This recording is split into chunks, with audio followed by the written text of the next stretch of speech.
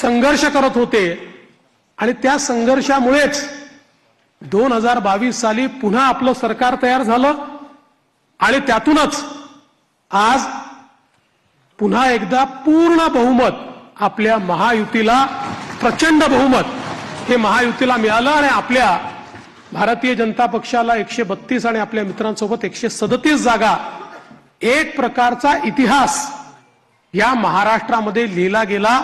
हा इतिहास मला असं वाटतं की अभूतपूर्व अशा प्रकारचा आहे।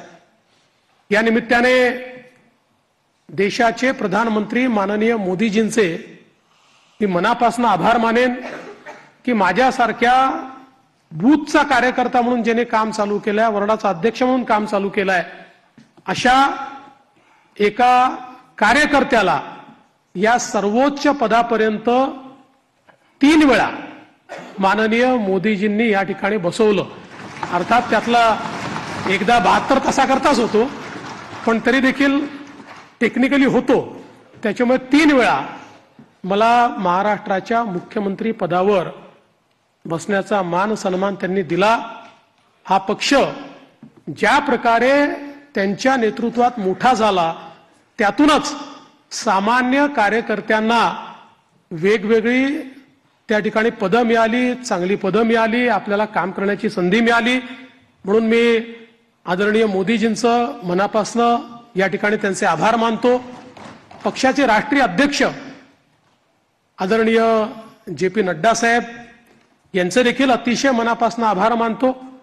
आणि त्याचसोबत ज्यांनी या संपूर्ण निवडणुकीमध्ये अतिशय ताकदीनं महाराष्ट्रामध्ये आपल्यासोबत तळ ठोकून कार्यकर्त्यांमध्ये ऊर्जा निर्माण केली आणि या निवडणुकीत अत्यंत ताकद आपल्या सर्वांना दिली, ते देशाचे गृहमंत्री माननीय अमितभाई शहा यांचे देखील आभार मानतो। आणि भारतीय जनता पक्षाचं जे शीर्षस्थ नेतृत्व आहे त्या सगळ्या नेत्यांचे या ठिकाणी अतिशय मनापासून मी आभार मानतो। आणि विशेषतः वेगवेगळे राज्यातल्या ज्या कार्यकर्त्यांनी, नेत्यांनी आपल्याला मदत केली त्यांचे देखील मी अतिशय मनापासून आभार मानतो। महाराष्ट्रातली सगळी टीम तर आपले प्रदेशाध्यक्ष बावनकुळेजी यांच्या नेतृत्वात महाराष्ट्र भाजप हा पूर्ण ताकदीने या ठिकाणी मैदानामध्ये होता आणि त्यामुळेच हा विजय आपल्याला या ठिकाणी मिळालेला आहे। त्याबद्दल भारतीय जनता पक्ष महाराष्ट्राच्या संपूर्ण टीमचं मी मनापासून अभिनंदन करतो, आभार मानतो। आणि अर्थातच तुम्ही सगळे लोक आहात म्हणून मी इथे आहे,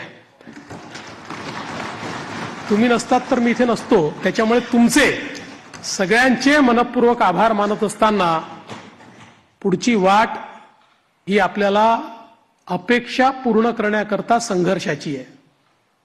आपल्याला अपेक्षा पूर्ण करायची आहे, त्यामुळे आपल्याला सगळ्यांना आपलं महायुतीचं सरकार आहे, या सरकारमध्ये एक दिलाने आपल्या सगळ्या मित्रांना सोबत घेऊन आणि प्रसंगी जेव्हा इतकं मोठं मॅन्डेट असतं त्यावेळी सगळ्या गोष्टी सगळ्यांच्या मनाच्या आपल्याला पूर्ण करता येत नाहीत, पण आपण एक लार्जर, एक मोठा अशा प्रकारचा विचार घेऊन, एक लार्जर गोल घेऊन आपण राजकारणामध्ये आलेलो आहोत। केवळ पदांकरता, केवळ आपल्याला कोणीतरी मोठं करावं याकरता आपण राजकारणात आलेले नाही आहोत।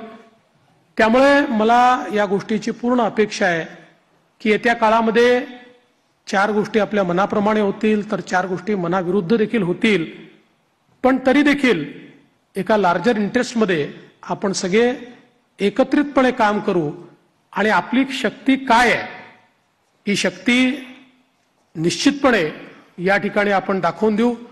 आज या निमित्ताने पुन्हा एकदा आपल्या सगळ्यांचे आभार मानत असताना महाराष्ट्रातल्या दीन, दलित, गोर, गरीब, आदिवासी, शेतकरी, शेतमजूर, महिला, ओबीसी, अल्पसंख्याक सगळ्या समाजाला या ठिकाणी मी आश्वस्त करू इच्छितो की महाराष्ट्राच्या सर्वांगीण उन्नतीकरता, महाराष्ट्राच्या प्रगतीकरता 24 तास आमचं सरकार काम करेल आणि महाराष्ट्रातल्या सामान्य माणसाच्या आशा, आकांक्षा, अपेक्षा या निश्चितपणे पूर्ण करण्याचं काम आम्ही करू. पुन्हा एकदा आपल्या सर्वांचे आभार मानतो. माननीय देशाचे पंतप्रधान नरेंद्र मोदीजी यांचे मनापासून आभार मानतो आणि माझं बोलणं संपवतो. धन्यवाद.